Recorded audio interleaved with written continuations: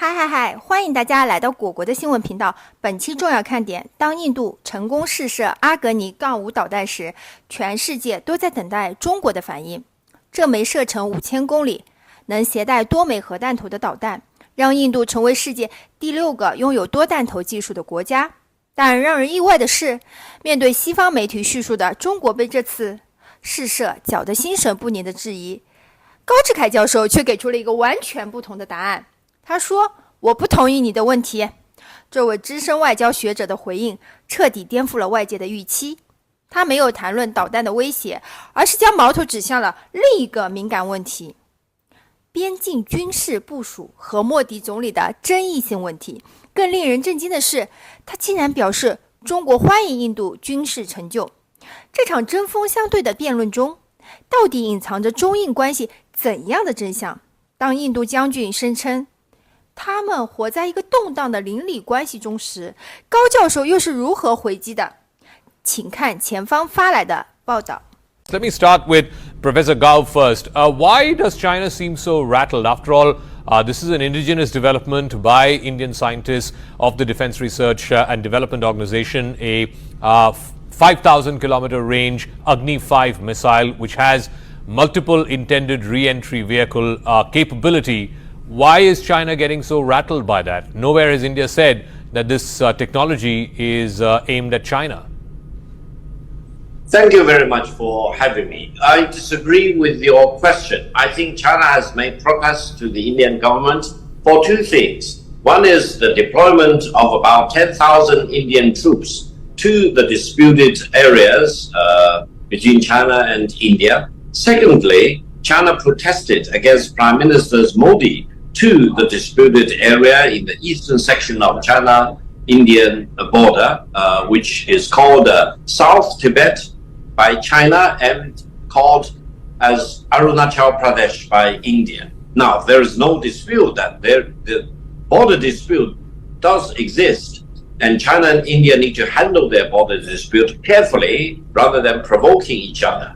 And China believed the deployment of 10,000 troops and Prime Minister Modi's visit to Arunachal Pradesh, as India calls it, and as South Tibet, as China calls it, is highly provocative. That's the reason of the Chinese protest. No, but the fact that this missile was tested yesterday, Prime Minister Modi went to Arunachal Pradesh on Saturday, and on the day that this missile is tested and India announces to the world that the missile has been tested, that's when China decides to make a noise about the Arunachal Pradesh visit, not on the day that it happened. I don't think so. I think as a sovereign country, India has full right to develop its own defense weapons of all kinds. And China has no problem with that. China and India need to follow a pathway of peace with each other rather than militarization against each other or provoking each other. Okay. That's why China takes it very, as a matter of fact, the announcement of the Indian military achievements. To a certain degree, I think any significant Indian achievement is welcomed by China. Let me ask General Hasnain, there are only 5 other countries, the P5 countries essentially, which have this MIRV technology. India now becomes the 6th. And clearly, if you have an intercontinental ballistic missile at 5,000-kilometer range and with this MIRV technology, which can carry multiple nuclear warheads, isn't the message to China, even if it is unsaid? See, first of all, Zaka, I have a great respect for Professor Gao. He's an intellectual of great repute. And therefore, but I have to counter him in his perception here. This whole aspect of missile warfare, China has developed this capability for many years, last 20, 30 years. They have an entire arm called the Second Artillery, which is dedicated essentially to missilery.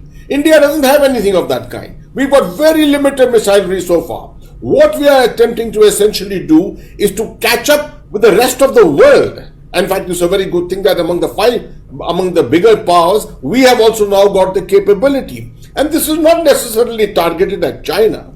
We've demonstrated our capability. Nations develop and test such equipment, such weaponry, essentially to also ascertain their own technological capability and what threshold have they been able to reach up to. If China perceives a test by India as a threat to itself, then that's China's perception. It's not necessarily India's concern about that. We should be perceiving similarly every time that China talks about missilery, the kind of things that they do over Taiwan and places like that are equally threats to us. So, but we have not been protesting about that. But General, if I may, it's a fair one. This technology of MIRV, which is a missile that's with a range of 5,000 kilometers, capable of hitting Beijing, as they say, but more importantly, can carry up to 3 to 5 nuclear warheads. Isn't that more for deterrence reasons, and particularly more so because India has a no first use policy, rather than for actual deployment? It's not like this rocket is going to be deployed tomorrow at the LAC. Absolutely, Zaka, absolutely. And we are not going to war with China, and China also knows it's not going to war with us. These are things which nations do for their protection. These are all absolutely correct. These are acts of deterrence which you do from time to time. And China is not the only one with whom we have to develop that capability. We have others around us. We live in a neighborhood which is a disturbed neighborhood. So I think China should not feel very disturbed about this, because it has developed its own capabilities over a period of time, and we have never protested about it. Okay. No, the problem, Professor Gao, is it's not just, forget about India, China. China's behavior towards India, particularly in the last 3-4 years, that's a matter of a completely different debate altogether. India looks around the region, and Chinese behavior around the region, whether it is with Japan or with South Korea or with Vietnam or with Philippines and of course with Taiwan. What is the signal that India is supposed to derive? That here is a country which has superpower ambitions, which is trying to change the status quo, and sometimes even militarily push the envelope if it came down to that. So the signal and the only meaning that India can decipher out of this is that India has to fortify its defenses, because today it is Taiwan and Philippines, tomorrow it could be India. So India is just fortifying its defenses with the test of the Agni 5.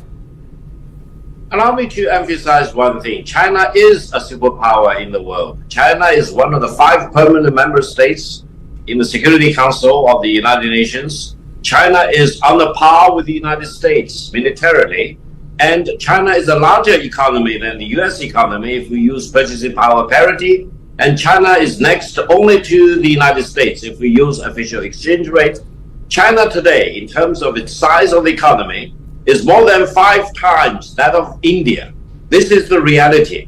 However, please bear in mind, China has achieved all this transformation through peace, not occupying any single inch of foreign land, not occupying any foreign country. You talked about Taiwan. Read Indian government's position. Indian government recognizes and acknowledges there is only one China. Taiwan is part of China. That's the reality. Don't get that wrong.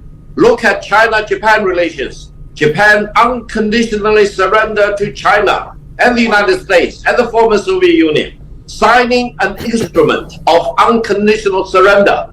In that surrender, Japan undertook some commitments. You never want to allow Japan to renege their commitment signed into the instrument of the unconditional surrender. Otherwise, you take the risk of resurrecting the shadows of imperialism in Japan. No, but Professor Gao, you're missing the point. The point being that there's only one country that seems to have a problem with its neighbors, or at least its neighbors seem to have a problem with it. I never hear of Indonesia complaining about Japanese high-handedness, or about Cambodia or Thailand complaining about South Korean high-handedness. Everybody is worried about Chinese hegemony. So then, who is the problem with? I disagree. Allow me to tell you one simple truth. China has 14 land neighboring countries. China signed a border treaty with 12 of them, including Vietnam. China has a border treaty agreement with Vietnam. Only 2 countries have not signed border treaty with China. India, your great India, and Bhutan, which is controlled by India in terms of diplomacy and military. Okay. China has signed the border treaty with, among all the others, Russia. Do you hear any problem between China and Russia? which share border of 4,300 Well, kilometers that's only in long. the recent past. Historically, the Soviet Union and China never saw eye to eye. But be that as it may, that's not the point of tonight. 精彩视频看完了，这份采访展现了中印关系中一个颇为微妙的瞬间。当印度成功试射阿格尼杠5导弹，成为世界第6个拥有多弹头重返技术的国家时，外界普遍关注中国会如何反应呢？高志凯教授的回应颇具智慧，他没有被主持人的中国为此感到不安的预设立场所牵引，而是冷静地将聚焦点转向了真正让中国关切的问题：边境地区的军事部署和莫迪总理对争议区的访问。这种回应方式体现了一位资深外交学者的老练，既不回避敏感话题，也不被媒体的叙事框架所绑架。特别值得注意的是，当印度将军试图将这次导弹试验描述为追赶世界先进水平的努力时，高教授展现出大国学者应有的格局。他明确表示，作为主权国家，印度有权发展自己的防务武器，中国对此没有异议。这种表态既显示了自信，也体现了理性。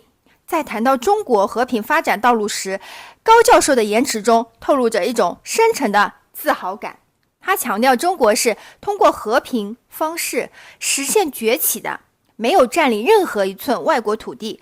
这不仅是对西方中国威胁论的有力回击，也为两国关系的未来发展指明了方向。整个访谈中最打动人的是高教授对中印边界问题的坦诚态度。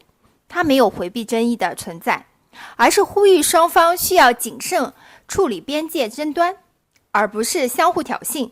这种务实态度既承认了问题的复杂性，也表达了解决问题的善意。从这次访谈可以看出，真正的外交智慧不在于强硬表态或情绪化回应，而在于坚持原则，同时保持理性和克制，为复杂的国际关系问题寻找建设性的解决路径。谢谢大家观看，喜欢请点赞、评论加订阅，你的支持是我最大动力。比心，明天见，拜拜。